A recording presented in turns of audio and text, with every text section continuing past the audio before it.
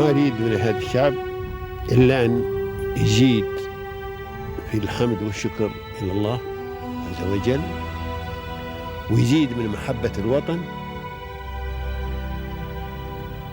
ويزيد من العمل ومضاعفة العمل لما يسعى فيه من خير له وللدولة والأهل. هذا اللي أنا أدوره من الشعب، وربنا إن شاء الله يوفقنا جميعا على ما يحب ويرضى.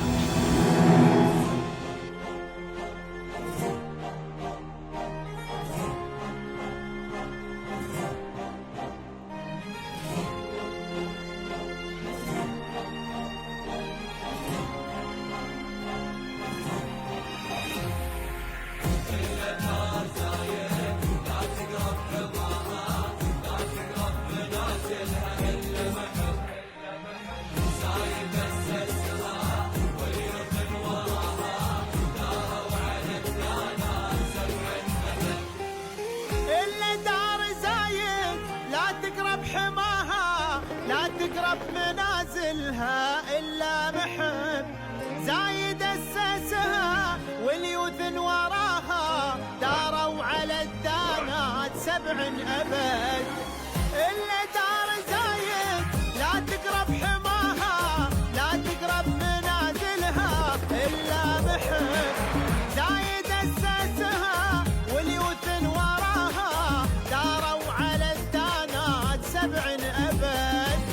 نحنا شعوب لها نفدى تراها نبذل الغالي لها دوم ونهب. نحنا شعوب لها نفدى تراها نبذل الغالي لها دوم ونهب. Every one of us feel very, very fortunate, very much blessed to be part of this growing country, amazing place, and the vision of the leaders, vision of the government, and the support what the government give to residents and nationals alike is unbelievable. Every crisis like COVID or the recent crisis we had, the government is taking care of everyone. No other country can match this kind of taking care of their own residents and nationals.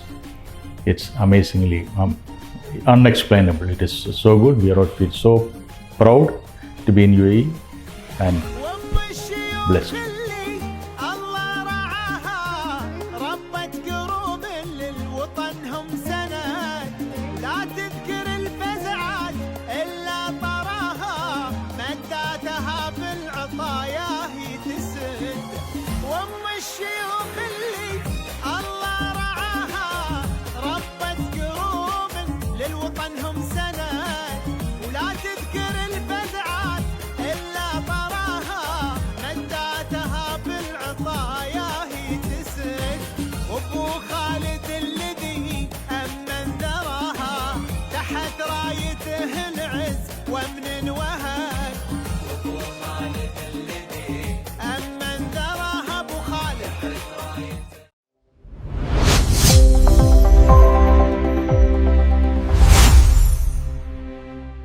Once again, ladies and gentlemen, welcome to a new episode of Pearls of Union. Today we're meeting another pearl in this union that is a really amazing and old pearl in the union as well. A pearl that have been here since 1994 and started working at the company today in 1997. So it's a long journey of not just expertise but also journeys and experiences that we're going to know about more today with Mr. Unni, the CEO of HCT Technical Services. Hello, how are you? Good. Thank you, Mina. You're welcome. Can you please tell us more about yourself, your educational process? How did you get to this position today? Right. I'm a university graduate with an MBA and started working in Delhi, New Delhi, for a refrigeration company in the sales. Then moved into Oman in 1984. Further down, they deputed the company with a group. It's one of the biggest group in Oman called Suhail and South Bhawan. They are supposed to be the biggest in Oman those days. And they deputed people like me to start the business in UAE. That was in 1994. Okay. Having worked there for almost like 12 years in both the countries, I got an opportunity to work here because this company that time was established in 1988, but nothing was happening except a small one-shutter shop. So that's why we took off. And I felt that the field is, I know the market, I know the country which is growing, and the business is good, and challenging assignment is what I was looking for. Of course. So this is the full responsibility to start the business the way you want to run it. Because the owners are from Bahrain, so the chairman sits in Bahrain office. So more like I run like this, very independently, of course with the support. Of course. And that's how we grown. Small team with about 5 to 6 people in those days, and a small little shop. That's what we had. That's amazing. Yeah. Today we are something like 140 plus people, and mostly engineers and designers, and a technical team. Then of course supported with the administration, commercial, finance. Full team is there. How did this company start? What was the vision behind it? Vision behind this company is, when you see, as I told you, the owners are from Bahrain. It's a Bahraini family-owned company. And Bahrain's situation was not so good in the late 80s. The business was not good. So they thought, which is the next place to be there? Then Dubai is considered to be one of the best next option for the owners. So they started here, but it didn't take off, unfortunately, after almost like 10 years. Then by coincidence, I managed to be one of the contenders to take away the general manager's position. So I joined as a general manager in 1997. And that time we had only electrical products selling to the trading community. Okay, by my previous experience and my vision, if you ask me, is to make it as a company, not a shop. Of course. So the journey was quite challenging, but we converted the concept of being a shop to a organized company. Of course. Since you mentioned the word challenging, it got on my mind that this sector specifically in the UAE is a really challenging sector. Yes. So what makes this organization different? Good question. See, the difference is we were more customer-centered, customer-focused, and it's more like 24/7. Even those days also, the mobiles we never switch off. The team is the strength, and we added more and more product for a full solution. We have not box selling. It's like, then we started lighting. We supplied to many large, iconic projects in Dubai and Abu Dhabi. Then we have containment products like cable, conduits, accessories, Ducab, for example. Like we work with many suppliers, mostly from Europe and from US. And the products what we bringing is definitely state of the art, well accepted in the market, the brand. And we were not looking at the East in those days, we're not going to the Chinese. Of course. So we were definitely different for the high quality, high end government projects. So that's how we have started getting support from the huge clientele which was built up over the years. All right. Yeah. So what are some of the challenges that you're facing in the company regarding this sector, and how are you dealing with it?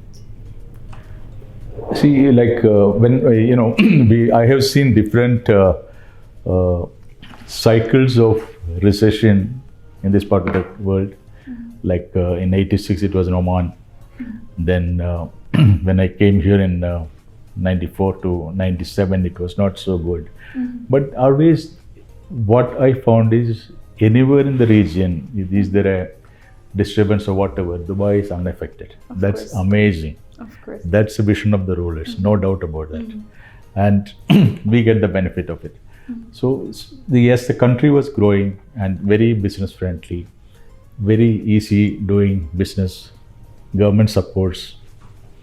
And that's where we thought, okay, the challenge is there, but definitely, if you do systematically the business, handle it, manage it well, sky is the limit. Of course. That's amazing. Yeah. So, how do you embed sustainability rules into your projects and organizations? Okay. Until 2014, we were more into electrical lighting and earthing and lighting protection system, that kind of solutions. But 2014, we realized that, okay, LED is energy saving, but LED in lighting is energy saving percentage was very, very low as a percentage. What is the next for the renewable energy? Solar. So 2014, we started working for a particular pilot project with JAVSA, Dubai Jabalali Free Zone. And that was the beginning, then no looking back, and slowly built up a team and started quoting for solar-based lighting, solar-based solutions. Okay, but that time solar was also very premature. It was not what it is today. And by 2018, the government put a regulation that RSB is the regulatory authority for renewable energy. So we need to have a separate company than the trading version to take contracts, large contracts for solar and installation work. So we formed HCT Energy at that time. We started HCT, as you rightly said, HCT Technical Services Company. Then we changed the name in after 2 years to HCT Energy LLC, which is more meaningful for the future. Of course. Okay. So aside from sustainability, you see that there's a rapid growth in AI and technologies. Yes. How are you embedding those technologies in the companies today? See, we are up to date with especially there is a totally separate team for the renewable solar energy system than rest of our businesses. They are very focused, and we send them for training. We send them to various factories for especially for solar or the inverters manufacturers for the training. And they every trip, they learn much more, and they come back with a better capability and knowledgeable. So that's how the team is built. Of course, that's a really nice thing that you built actually. So are you having any future expansion plans? Well, if you ask me, when we were more focusing on the government, semi-government projects for solar. I'm talking about only the sustainability and renewables. Okay.